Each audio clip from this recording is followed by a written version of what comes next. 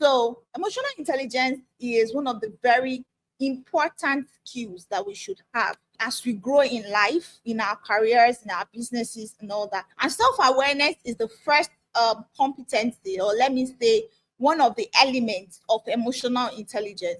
And the moment you become self-aware, right, had the what's the word now? The chance to really know how to filter things. So that's why we should the first step to emotional intelligence in making them become best version of themselves is first self-awareness. I've seen a parent literally outrightly told me that she will beat, she slaps a child who is already self-harming. Make it make sense. Hello, everyone. Welcome to another exciting episode of the TTS Podcast. My name is Kehinde Kayode, and I'm super excited to be the host alongside your one and regular host, Oluwayemisi Adebayo. And speaking to us today on the topic, the power of emotional intelligence, is no other person than Omotola Onojobi. Omotola Onojobi is a certified emotional intelligence coach, and she'll be speaking to us today on the topic, the power of emotional intelligence, becoming the best version of you. For the purpose of everyone out there who do not necessarily have very deep understanding on the concept of emotional intelligence, and for myself as well, to grow deeper when it comes to emotional intelligence, I would love to ask you, what is emotional intelligence from an expert's view? Okay, thank you very much for this beautiful platform. Thank you very much for inviting me here.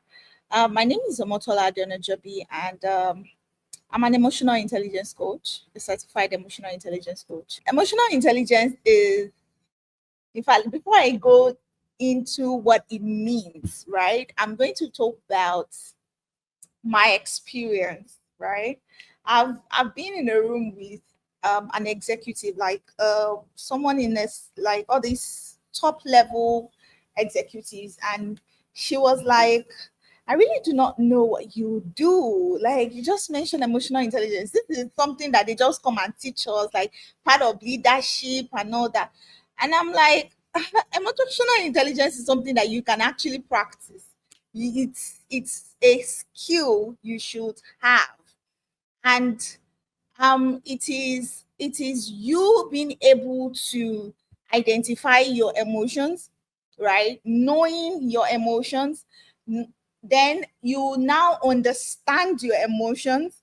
So I think the way they used to do, they'll just say, oh, emotional intelligence is your ability to to identify, understand, and manage. But I like to break it down for people that have not really does not really know what it means or how to even practice it. So, emotional intelligence is one of the very important skills that we should have as we grow in life, in our careers, in our businesses, and all that. One, it is you being able to identify your emotions at every point in time. So, when you wake up in the morning, what emotion are you feeling? A lot of people just wake up in the morning and they just start their days. They don't even take time to meditate, to even look at themselves and like, okay, how am I feeling this morning? Am I feeling tired? Am I feeling happy? Am I feeling angry? Okay, how do I feel? Am I feeling sad? Right? So a lot of times we just start our days without even knowing how we feel. And because of that, it's like we're starting our day on autopilot, or we are doing life on autopilot, right? So emotional intelligence is first, you being able to identify your emotions. Secondly, you understanding them, because imagine you asking yourself, how do I feel today? Oh, I'm actually angry. Why am I angry? What is triggering anger within me? You are asking yourself crucial questions about you, and then it's also going to help you to know, okay, how you can manage yourself, because you are already asking, what is making me feel this way? So you want to understand why you feel the way you feel, right? A lot of times people don't even start from identifying, let alone now trying to understand how they feel. And if you don't do that on a daily basis, it's just going to affect every aspect of your life or even your day as it goes by, right? So now, if you are able to identify and manage, then the next step is being able to, identify, understand, and then being able to manage it, right? You being able to manage it is the next step. If you've asked yourself, okay, what is triggering me? What is making me feel so angry? Oh, I remember someone said something to me yesterday. It didn't really click, and I didn't really put so much thought to it. Probably that thing registered in my subconscious and now is affecting my mood this morning. Or maybe yesterday somebody said something triggering to you or something. There's something we call trauma response, our triggers. We are not going to really delve into that, right? But that person could have triggered something within you, an emotion that you really do not want to feel. And then you are like, okay, after you've been able to understand it, you'll be like, okay, so how do I manage it? Is it me meditating? Is it me journaling how I really feel? Is it me listening to my favorite music? What am I going to do? Is it me booking a session with my therapist? Depending on the situation and how you intend to manage who you are, how you're feeling at that point, then you start to self-regulate. We call it self-regulation or emotional management, right? But if you are not able to do that, all these things I have just mentioned, of course, it shows that you are not an emotionally intelligent person. And of course, it's going to affect your day and even your life as a whole, your life choices, your decisions, your daily decisions and all that. So when you've been able to manage and self-regulate yourself, now what you do is you do it to others. So you didn't just do it to yourself, but you did it to yourself because you have to do it to yourself. You do it to yourself, and then because you also need to manage others, right? Which is a very important part of emotional intelligence. You now have to do it to others. Everything you've done for yourself, you now do it to others in terms of you being compassionate, because of course you've been able to identify yourself, your emotions and all that. How did you manage yourself? How did you understand yourself? Then you become more understanding, you become more empathetic, you even know how to drive people towards a desired goal, right? And then you know how to relate better with people, and then you set boundaries. Like emotional intelligence is just one beautiful skill that, in fact, since I started knowing how to work it in my life, it has really, really, really transformed my life, and not just me, transformed the lives of many people that have impacted, and even my community as a whole. So I hope Absolutely. I explained it. You did more than explaining it. You gave examples, and that was very practical enough for every one of us, even layman, to understand what emotional intelligence is. That's like a good way to kick off the conversation. Thank you so much for giving us that insight. So now that you've explained what emotional intelligence is, even from the perspective of just waking up and realizing how you're feeling today, how you are, and how you're going to react to that emotion. So, Right. how would you, or how can emotional intelligence help individuals to become the best version of themselves? Hmm. In probably in and as teenagers in schools, as youths who are trying to get their footing in their career journey, or as even like grown-ups, everybody. Like, how can emotional intelligence help us become the best version of ourselves? At first, I knew the theoretical aspect of emotional intelligence first. Then I started practicing it, right? Now, how does it? I'll tell you that it actually is a skill it can transform your life, basically. Because by the time you become, where I even started from was self-awareness, right? Paying attention to all my sensory organs. And the moment you can do that, that's something that, in fact, a child can learn. Self-awareness, being able to be aware of their bodies, of what they are doing at every point in time, even when they are watching TV. Be aware of, of yourself. Don't forget yourself. I always tell my children, I will tell my first son, I say, don't forget yourself. Right? Self-awareness starts from there. And self-awareness is the first competency, or let me say, one of the elements of emotional intelligence. And the moment you become self-aware, right, which is you knowing yourself, right, paying attention to everything that is happening within your body, outside and within your body, right? So you are both internal and external, right? So you're paying attention to your skin, to your body, to your nose. What are you smelling? What emotion is that smell?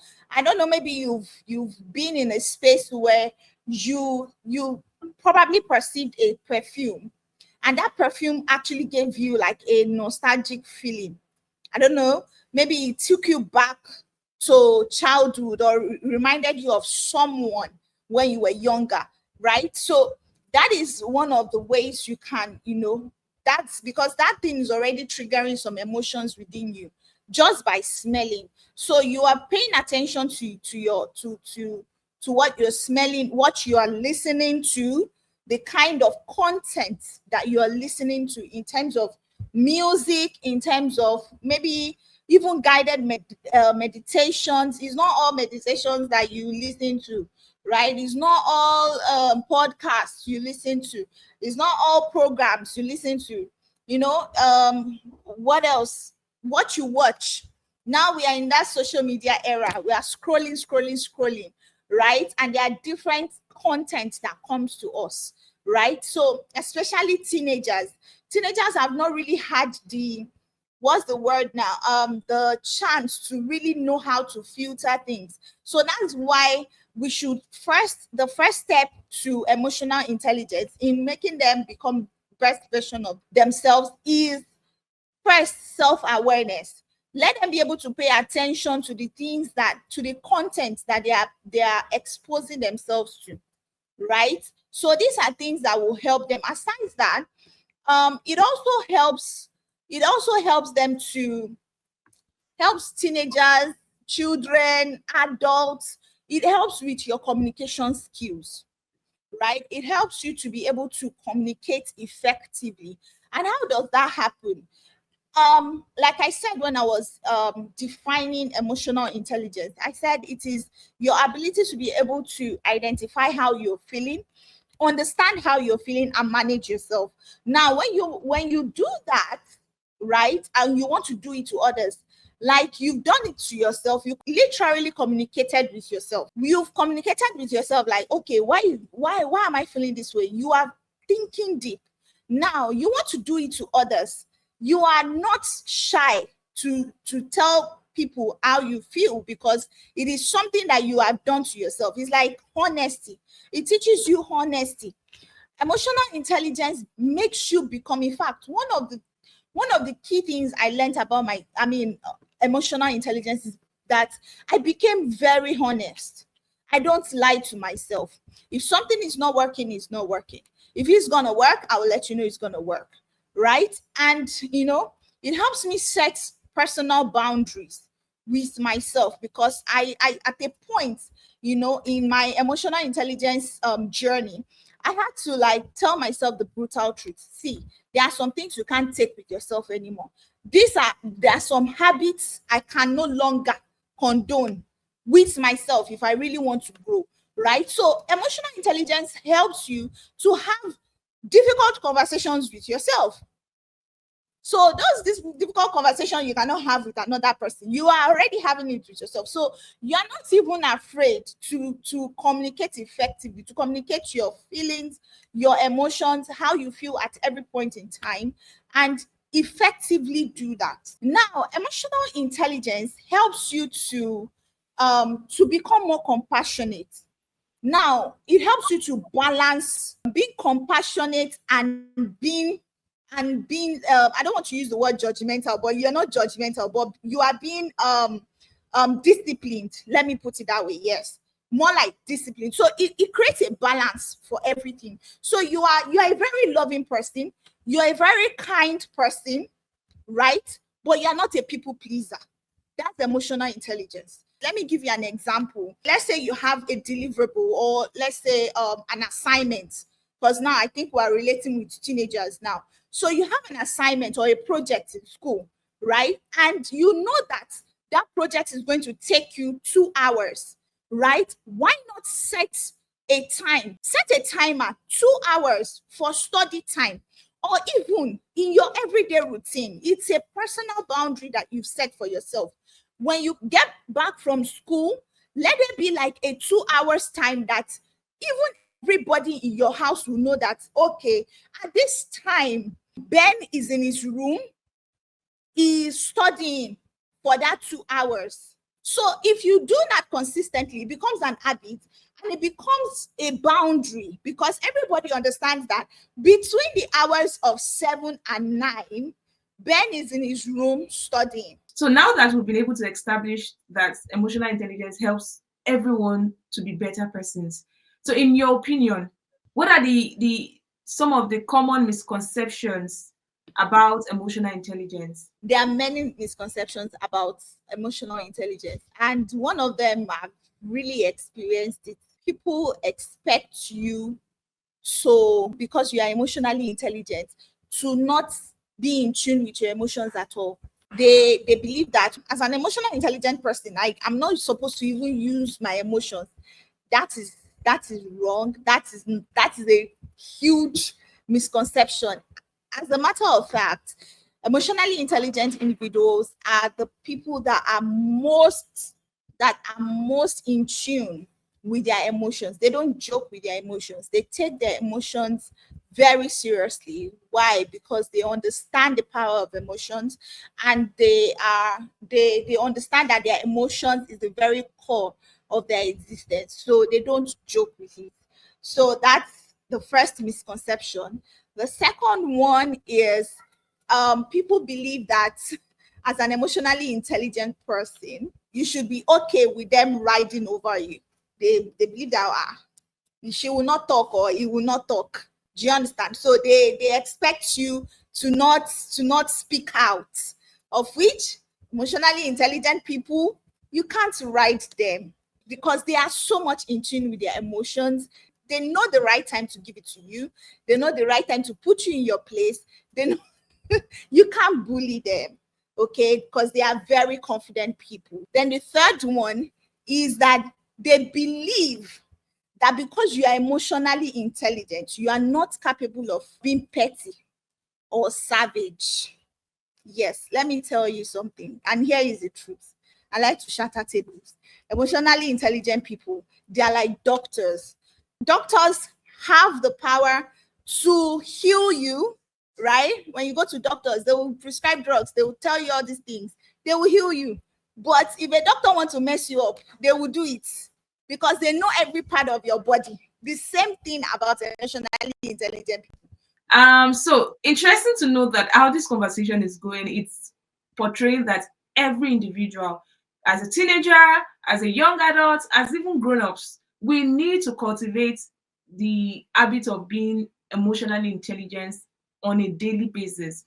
So it is pertinent that I ask you that do you think emotional intelligence can be developed, and can it be nurtured in teenagers and young adults? This is necessary because you also talked about the exposure of social media to young adults and teenagers, and how it's like can impact our lives or everybody's lives. Yes, emotional intelligence is a skill that can be developed in children and even young adults. It's something that you can start building. Like I said, I wasn't emotionally intelligent from when I was a baby or when I was a toddler. I started learning practicing emotional intelligence when I very much became an adult. So, and how do we do that? That's why I do what I do. Emotional intelligence should also be a skill that is taught in schools, right? And is embedded in children, right? It starts from from as little as knowing who they are and, saying how they feel at every point in time.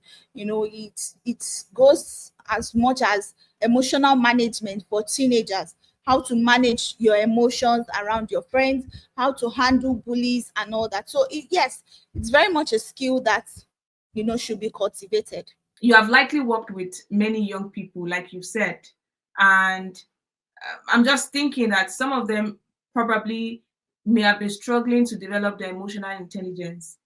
What Mhm. are some of the common challenges that you face as an emotional um, intelligence expert? And what practices would you recommend to help people overcome all of these challenges? So there are a lot of challenges that people experience when it comes to building their emotional intelligence. And one of the challenges is it's this digital age. A lot of, that information overload, let me put it that way. Different unhealthy negative content that they pay attention to is one of the key hindrances to building emotional intelligence. I've been in the gathering of people where not even teenagers now, adults, right? That they tell you emotional intelligence cannot be, it's not something they should have.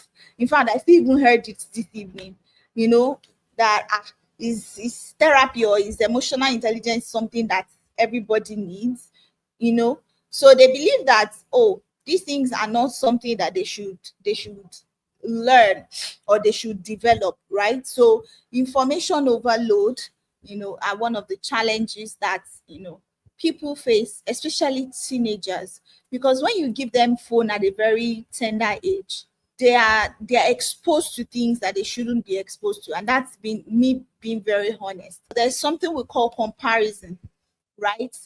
Is one of the key challenges that teenagers experience when they see their mates, doing better, or when they see their mates, becoming young.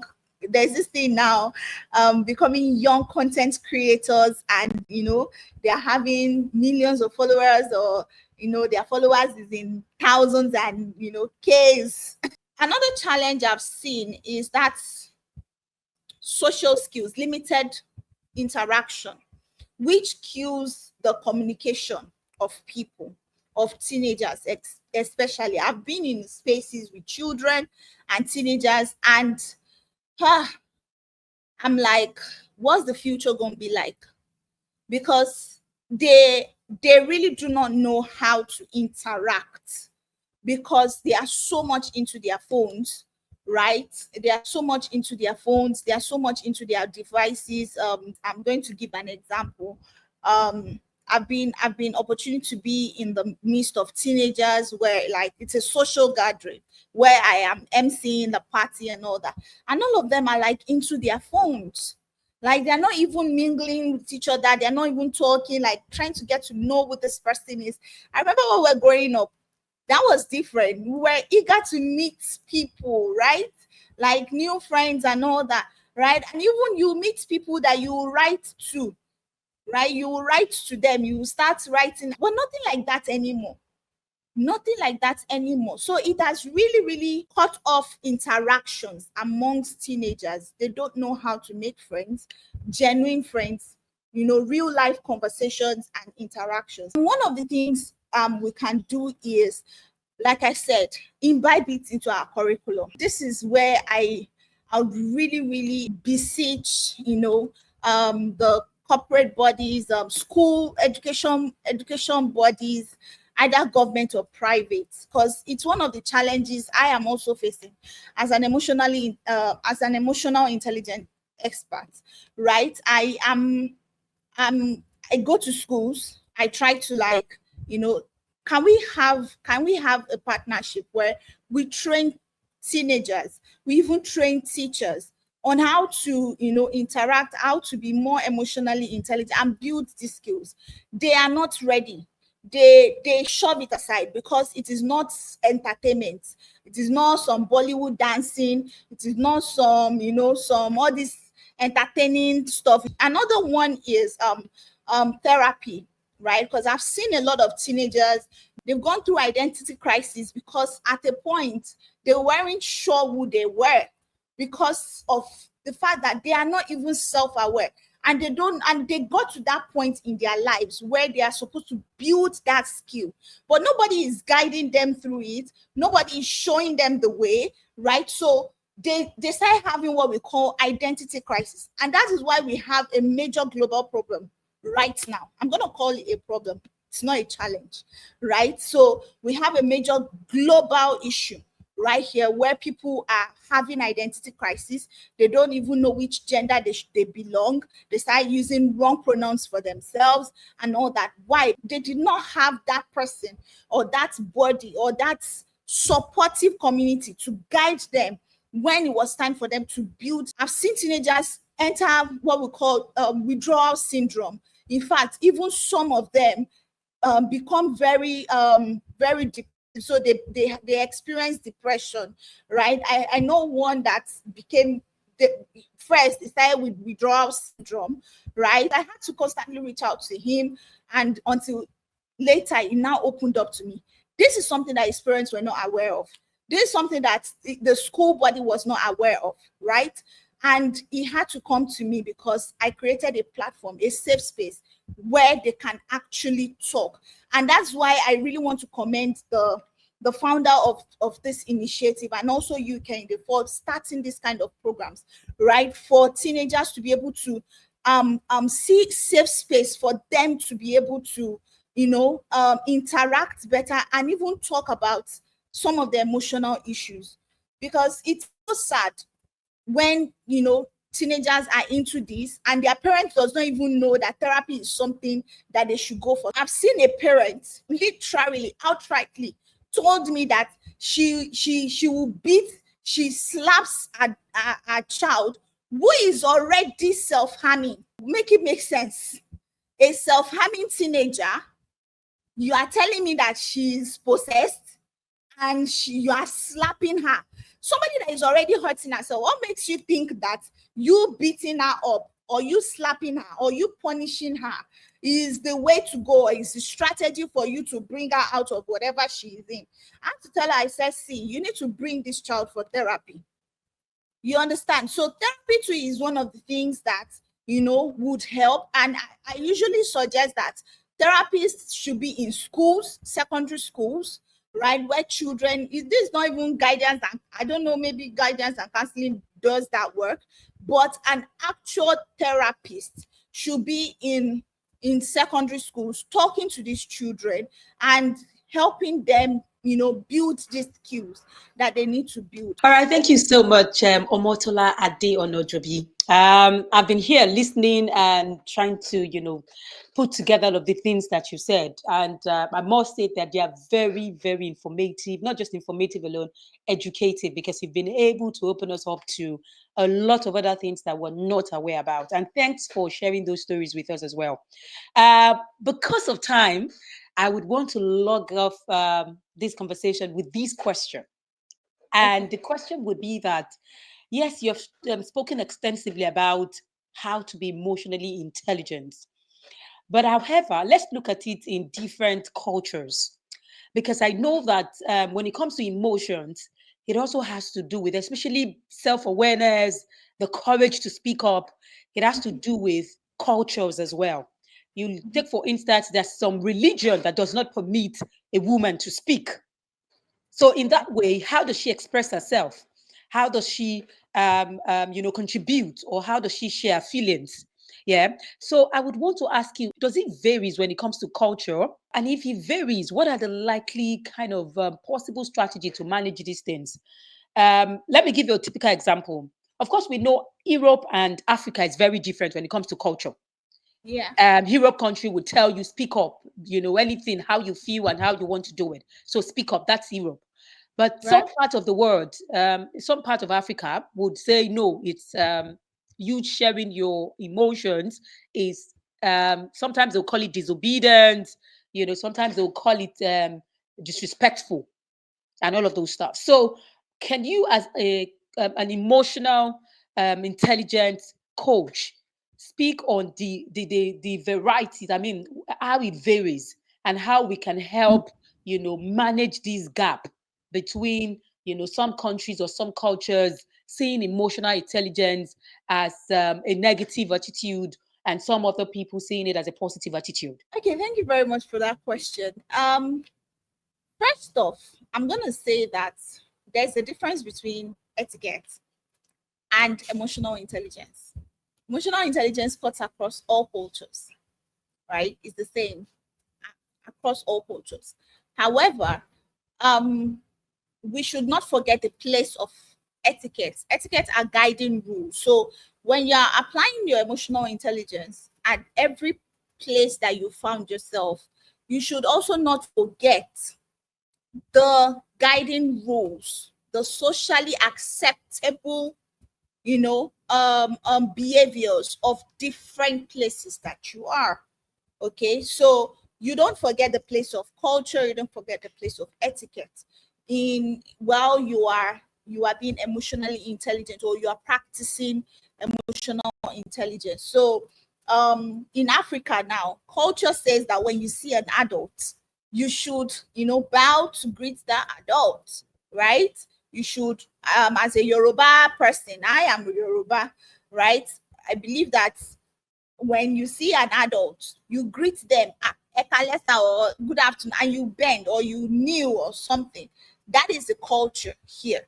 So you can't come and see and say, oh, you are an emotionally intelligent person, and you are not using the culture, you are not using your manners, then you are not yet emotionally intelligent.